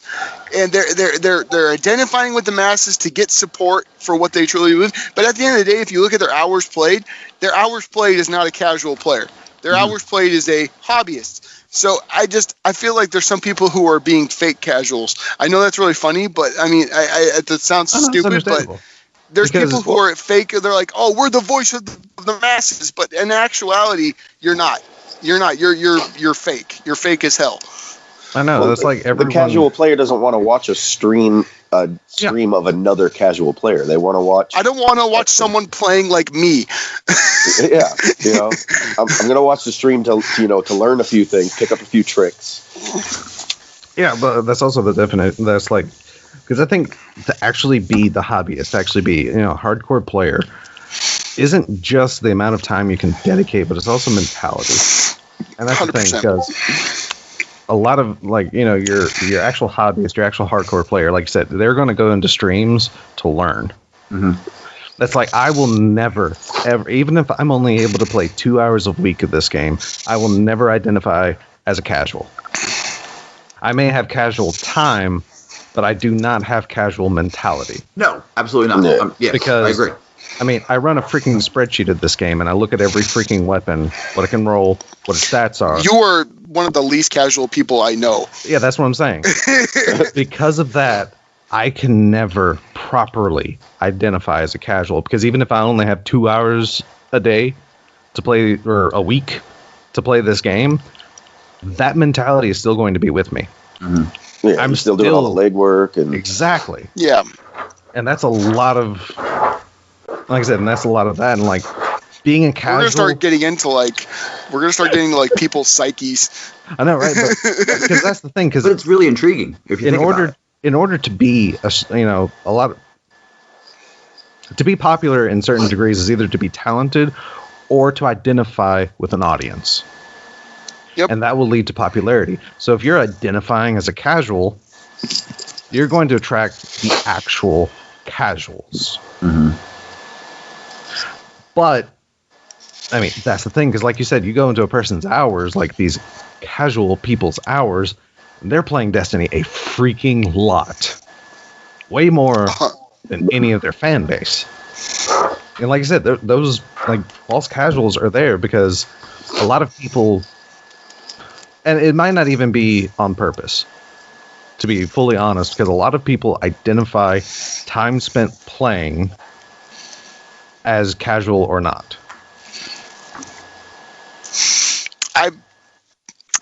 Because time spent. I get it. Time spent does not equate to your status. I 100% get that. But some of these people crying that they can't do something or can't because they're just, it's just too much. It's like, no, you're going along with what you're being told from your audience so that they don't leave you. Because if you were to come out and sit there and say, if your audience is complaining, I can't do this, are you going to be a streamer and say, well, no, you're wrong? You know what I mean? The good streamers will do that. The good streamers will be honest with people. The people who are just looking for followers and looking for friends and looking for that, not friends per se, but more for an audience who are just looking for pure numbers, they're going to go where the numbers are, man. And that's just the brass tacks of it. It's going to go to that. And I'm not going to say I don't fault them for doing that. It's a smart strategy as far as getting yourself more numbers and more people. Mm-hmm. But it makes communities do dumb things because you're spreading something that's not true to you. Yes, I was just gonna say I didn't want to say just you're spreading a lie, but it's not a lie. It's just you're adopting this poor me attitude when in actuality you don't represent that person at all. All right, we're gonna start getting into politics, and I'm not gonna freaking. We don't talk about this on that show. I think we should jump into the revolutionary ideas because we're getting close on time, and I know Double G, you're about to turn into a pumpkin. Yeah, I've got a dude. Okay, I'm gonna let you guys know this right now. I just did most of this cast while driving to work. Did I sound absolutely terrible? You sounded not absolutely terrible, but I've heard blink turning indicators. Oh yes, I'm sure you have. So folks, just little FYI, someone forgot his charging cable for his Chromebook, and we had to make. Hey, for you, Revolution, this is what I do. All right, I'm sitting with my gaming headset, driving down the 91 freeway, at 8:30 in the morning, getting weird looks from fucking truckers and stuff like that. But I was just hoping for the looks, man. The weird. I get the weird looks from people like going, what in the hell? This guy really loves his music there or something. I don't know, but no. But yeah, let's get into these ideas. So let's see. We've got a few. Now, I didn't want to tell our foes fam that Stripes was coming on. I wanted to make it like after the episode kind of thing, so that people get excited for it, because I didn't want to get inundated with the horrible questions that Stripes would have got asked. I guarantee you that would have happened. In jokes that we may or may not understand. Exactly. All right, so we're gonna go with this. This is I posted a picture like I'm prone to do, but it says pretty much you wake up and you're the last person on Earth. What is the first thing you do? Crying is an option. I'm not going to cry. I'm no bitch. I'm not going to cry. But what was the first thing you do if you find out that you are the last person on Earth? Now, is this after, after you realize that you're the last person on Earth? Because when you wake up, you wake up. No, okay. You're given the gift that you are. You have a note waiting for you when you wake up, saying you are the last person on Earth, and it's true. You are the last person on Earth. This is it. You like wake up like Futurama style from a pod, and you're the last person on Earth kind of thing. Like you know Okay. Well, the first thing I would have to do is relieve some stress. Last person. Okay. All right. Who wants to go first? Relieve some stress. Relieve some stress, because I mean that's going to be a stressful situation. So I got to get my head clear. All right. Let's see. That's the most guy thing to ever come out of somebody's mouth. That was so awesome. That's awesome. I wake up and I'm the last person on Earth. What are you going to do? Well, I mean, we all know what we're going to do first. Let's be honest. Infiltration. Like a Walmart. I guess, like go into a Walmart, lay on the conveyor belt, just go to town. Just weird stuff. Okay, is it bad that like I got this question and I thought to myself, I go, God, sometimes that doesn't sound too bad. You know what I mean? So, like at 2:30 in the morning when my 2-month-old daughter is screaming like bloody murder, like sometimes like a little being the only person on the planet wouldn't be the worst thing in the world. I don't know, but all the other time, of course. But it's so who's okay? Come on. So what do we? So Stripes gonna take care of business. What are you doing? Besides that? What do you look at? Where are you going? Where are you headed? You wake up at your house, too. That's what I'm going to say. You're going to wake up at your house. Man. I don't know, because, I don't know how to fly a plane, so it's not like I can go jump on a plane and go visit some of these places that I haven't been to that I want to go to yet. But you can shoot. This is true. You can't shoot a firearm. Yeah. I mean, I might just head on down to the local gun store and see what they got. They actually have one of those machine gun shoot ranges down around here. I might go down there and play with some big guns. Double couple rounds off, just help relieve some stress. Relieve some stress. I dig it. Exactly. just go to your local military base and just start having fun. Okay. No, Knox is right up the road too. Buster, what are you doing? And, I live in the middle of Bourbon County too, so. There's all those bourbon breweries with warehouses just full of casks of bourbon. Swing by there and then go to the gun range. So there's no people, but there are animals. Correct. Well, definitely. Is there power? Like no infrastructure. I was about to say, potentially until something breaks. There's limited.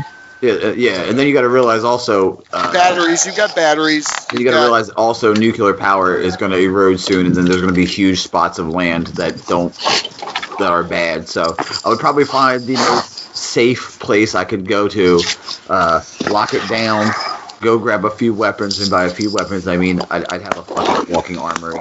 And, I mean, I can hunt, so and probably cry. Not gonna lie. I cried when the horse of Never-Ending Story got killed in the bog. I cry every time that. Oh, come on, Artax! Come on, they stretch that motherfucker out for 20 minutes. Let the horse die. I get it, it's gonna die, but no, you have to have the kid goddamn going crazy. I digress. Moving on. Des, what will you do? Oh God, I don't even know, to be honest. So you wake up, Des, and you are in your hometown. What are you doing? What are you doing? Let's see. Being the last person on Earth, probably sleep like crazy, to be honest. Like the very first thing. Just start playing The Cure and sleep in your room. I mean, just like I said, having that knowledge is like, you know what? I'm just gonna rest for a little bit, and I'm just gonna lay back down. And I'm gonna go to sleep for a while. High up on that list would probably be like go to a bookstore, start reading. Alternatively, probably go to a few of my former places of employment and burn them to the ground.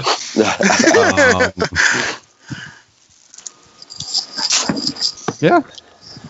Probably walk into a few banks, grab some money just so I know what it felt like to carry a crap ton of money. Not like that it was friggin' any good. And I just make it rain. Use it as like, Right. Another thing I just thought of too is all the car dealerships. Oh yeah. Oh yeah. Definitely try out a few nice cars. I mean, you could jump car to car if you think about it, because I mean, gas stations do run out of gas eventually. Exactly. But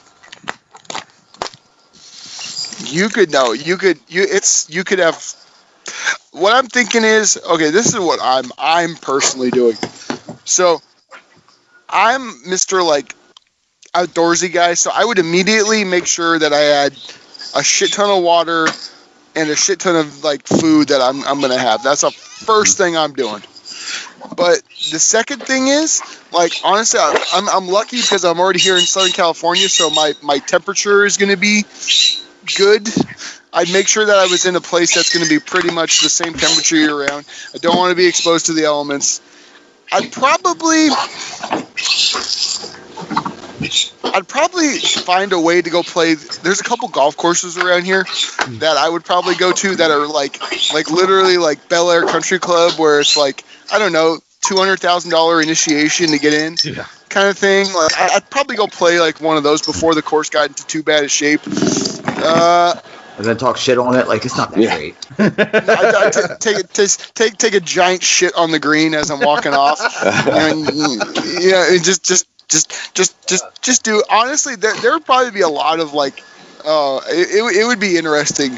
My personal hygiene, I mean, I would go full like probably like what's it called, castaway status. I'd probably just let the beard and hair grow because I don't give a fuck. I know, right? I would go full caveman status. All right, everyone get an answer there? Yeah. Okay. Next one. Let's see. We already did the come up with your own perk. Oh, we like sort of did. I'm not going to go in that one. We kind of talked about it already. Buster, you said this. What's your favorite coffee and or creamer flavor? Yeah. The reason I did this is because Wawa, a local like convenience store type of situation, has a holiday blend, and it is goddamn glorious. Holiday blend. A holiday, yeah, like a Christmas holiday. blend. Okay. Yeah, holiday. It's fucking glorious. It's just magnificently awesome. It's like, I mean, I might be getting too deep in the coffee here for you guys. If I am, let me know. There's like berry. There's like a little tinge of berry. There's some chocolate. There's a graham cracker flavor. It's really good. Also, the mocha peppermint that comes out around this time of year is my favorite creamer. Okay, I can go with that. Yeah. Des, you drink coffee? Coffee is disgusting, so I'm gonna need. I was just gonna say that. I was just gonna say you don't drink coffee. I don't know. There was one coffee I did like at a bank I used to use. They had like this complimentary coffee station, and it was like this. It was like this Milky Way blend. Ooh. And I actually use, again. I use like a lot of I use a lot of creamer, but I usually use like this. I think it was hazelnut creamer, and then mixed with it, and that was actually a coffee I could actually do. So it's got to taste like the least amount of like coffee for me. All right, so this question was definitely not geared towards Des. Stripes, what kind of coffee you drink, brother? I like strong coffee flavored coffee with half and half, and like now that I'm older, I used to like it with extra sugar, but now I take it with one sugar and that's it. Now when I go frou-frou, I like the mochas. Oh yeah, man. I'm the eggnog, I hate Starbucks, but they make that eggnog like latte thing that I'm an eggnog fanatic. Like, this is my favorite time of the year. Like, Yeah. I gained probably 10 pounds by just drinking eggnog. Like, I would, if I could use it, if I had enough of it, I would use it as my cereal for my cereal. Like, I love I've it that actually much. done that as a kid. Well, that gives you a preface of what my brain capacity is. So, Guys, real quick, speaking of eggnog, do you remember when Anon came on and he drank that whole gallon of eggnog during the cast, and he was like, "Guys, I think I made a mistake." dude, that's good. That's like straight like bathroom. Like, you're gonna go. Oh God. Yeah, because apparently he like wanted to start it, but apparently couldn't just open it and leave it. So he just carried the entire thing on cast, and it's like, all right. Just a little side tangent. Sorry about that. As soon as you said eggnog, I mean, is it bad that sometimes I put protein, like, protein powder, shake it up, make protein, and put it in your cereal? I don't care what I don't care what you do with you with your protein powder. I wouldn't be surprised if you had protein powder condoms. All right, I just hold on. Time out. How dare you, number one, assume that I wear a condom? Hey, motherfucker, I don't. Yeah, God damn, I don't either. Okay, hold on. Time out. Oh man, this guy usually it's like, I'm surprised you don't have like your cutlery in your house is all like protein powder, just crammed it all together. Then you can just take a bite of it afterwards. You know what I mean? Like, I everything in your house is protein powder, I think. Or pre-workout. Pre-workout. I was just gonna say pre-workout. The mixing pre-workout with alcohol. That's where I got that strap for you from. That's a bad idea. Don't do it.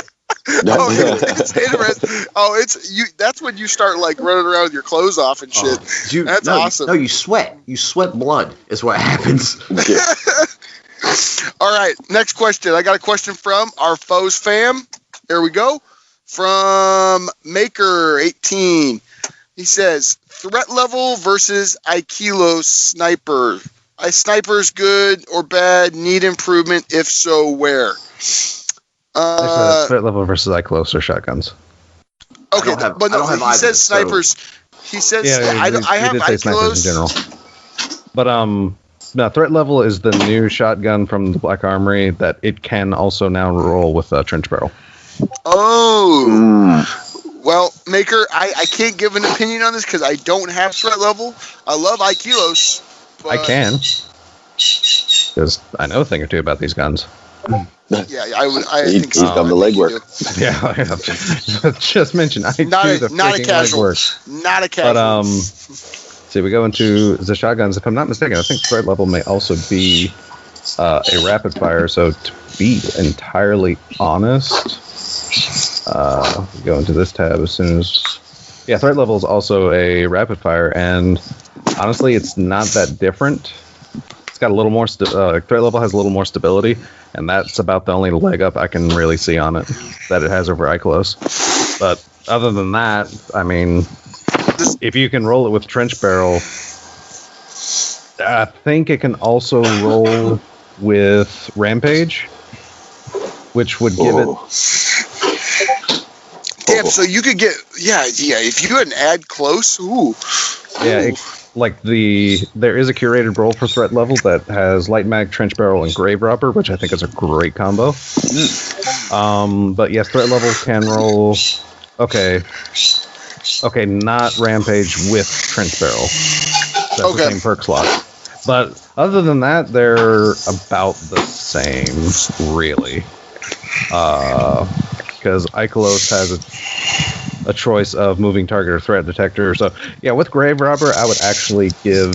Because of Grave Robber, I would actually give threat level the leg up. But otherwise, if you don't have an Aikilos, just wait till the powerful shotgun frame pops up with Aida, and you'll potentially get a trench barrel threat level, because also once you complete a powerful frame, you can spend modulus reports to redo those frames, but non-powerful rewards, so you can farm out perks on a gun.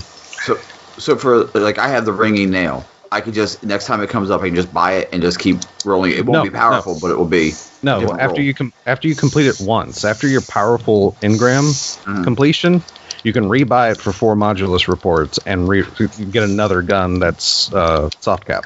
Oh, you mean in the week? Okay. Yeah, in the week. Oh, I thought you meant just permanently. Like no. But it comes back around, I can just pop it. Okay. No. In the week, you can spend modulus reports and basically get more rolls. So the more modulus reports I have, the more you can. Because I want to do that with the hand cannon. I forget it's something orchid. I forget its name. I have. Yeah. But there it is. It is kindled orchid. Bungie is fully like. I was curious whenever the Last Wish Scout Rifle could roll with Kill Clip and Rampage. I was wondering if that was a conscious choice from Bungie. Kindled Orchid has taught me yes, it is, because Kindled Orchid can do the same thing, and its curated roll is Kill Clip and Rampage. So the fully masterwork roll is that. So yes, Bungie is fully aware of the choices of putting those two together. So yes, because I was trying to do that. Like I was trying for a roll with like that because apparently Kindled Orchid can 2-tap if both are active. Now, when they nerfed the Achilleos Trench Barrel, did they nerf the Trench Barrel perk itself? Yeah. It was a change to Trench Barrel, which chances are they got changed because both Trench Barrel and the SMG perk are now in Black Armory perk pools. Basically, like I said, threat level can roll with Trench Barrel, and there's a couple of weapons that have the Icolos SMG perk as well. So they introduced those into another pool, which, like I said, is probably why they changed Trench Barrel to tone it down just a little, since it's not super unique anymore. Nice. Well, okay. Snipers, ideas on snipers. I personally think they just need to make sights a little more snappy. I mean, if it was a little more snappy, I'd feel a little more confident with it. Yeah, basically, if a sniper doesn't have snapshot, I don't snipe much at all, but yeah, if it doesn't have snapshot, I don't use it.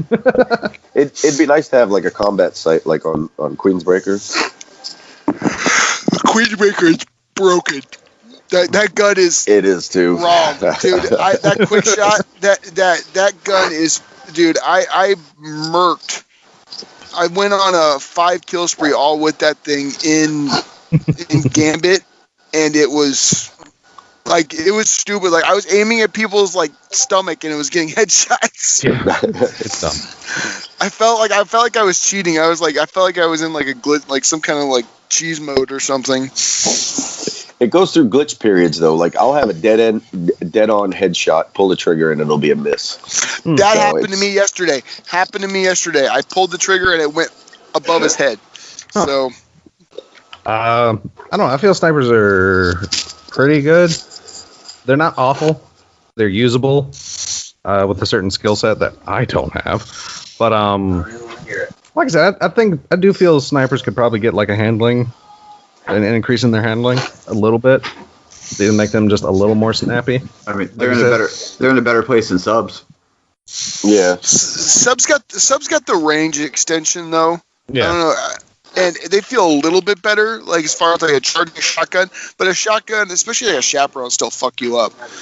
So dude. So I get what they were trying to do with it, but they're gonna have to do, I think, a little bit more help for SMGs. But the problem is, then you don't want the SMGs to become too powerful. So if it means sacrificing some SMGs to make the game okay right now, I'm okay with it, because I don't want there to be one class of weapons that is just completely the best choice by far and away. I'm tired of that.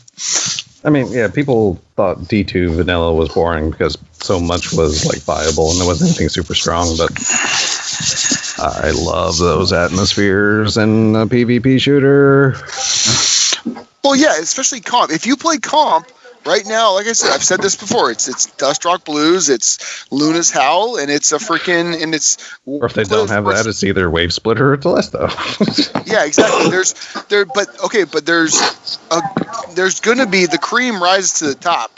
Like, it's going to happen, so you're going to find your best weapon. Everyone's going to be able to find the best weapon to use. So it's just like, that's always going to happen. So like I said, when it comes to snipers, I feel like they're never going to be the most popular weapon because of their difficulty of use. They're never going to be the most, a casual player is not going to pick up a sniper rifle and want to go play PvP. Because you're going to get murdered. As much skill as there is in like properly using a shotgun and using it very effectively, it does have a lower skill necessary to just pick it up and use it. So, there's that. Yeah. But, yeah. All right. Because I'm on a time crunch. We're going to last question here. I think the last question. I don't see any more. Last question. This is from Tombsnow. Thank you for keep asking questions, Tomb. Thank you very much. No. What would you change about the light level grind? Would you make it slower, faster, have a larger or shorter jumps, or anything else? We talked about the light level grind where it's at right now. I personally like the 50 spot. The 50 spot they did, I think it's a good number to go up in the amount of time they're giving us. We have plenty of opportunity to move up. Yeah. Like we've talked about before, there's plenty of opportunity to move up. You can always just make an arbitrary number. If they really wanted to make it longer, they could have just made it, 100. So it's just that's a number that you can easily change the grind. But like I said, it's just one of those things. I think the grind right now, as far as I know, I feel comfortable with it. I like this. Remember the spark thing that you got? You got the spark, and it made your character move up to a certain level and stuff. I think something like that would get a character to like, I don't know, like if you're I don't know what a brand new guardian, like a brand new guardian starting out right now, like how fast is he going to move up? Like, do you have any idea of how long, if you were playing, like you can get up pretty quickly, right? Potentially, but that's a lot of content to grind. Yeah, so but for a brand new player, make it account based. Make it so that the brand new player gets to say, I don't know, 500 light level. Like, I don't know. That's the only thing I can think of that would, or something along the lines of after you finish the campaign mode, you then get a spark that puts you to 500. Like, I want to say they've done that because hasn't there been an issue of a spark like keeping certain weapons in inventory that weren't supposed to in D2? I have no idea. I want to say I read that, but at the same time, I also don't see or haven't seen anything, or of course, I also haven't looked. So, but I know D1 had that like after. It was Taken King that they introduced the spark, which I think is good, and it's also good for players who are hobbyists, because you're pretty much grinding usually on one character, so you can throw that on another one of your characters and get them up. I like that, so I think it's a good thing they could do. But other than that, I really don't know what else you could do to make the light level grind better. It's fine for me. I'm thinking more like new players, but I don't know what else you could do. Yeah, I feel, at least being from a person that can keep up with the or has kept up with the content, I kind of like the light level grind right now. Yeah. It could probably be a touch faster, maybe. But at the same time, I am like fairly content on where it's at right now.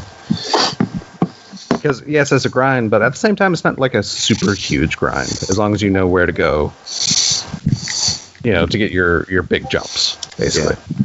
Because that's like whenever Black Armory dropped, I'm like, oh my god, how am I going to be able to get to do these forges?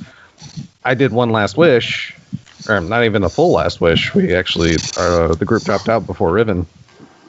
And I was at least light level enough to get my completions in. So, like I said, as long as you know where to look, you can hit some pretty hefty jumps. Yep. Also, guys, did you check the picture I posted in our chat? That's what I'm dealing with right now. Let me see this thing.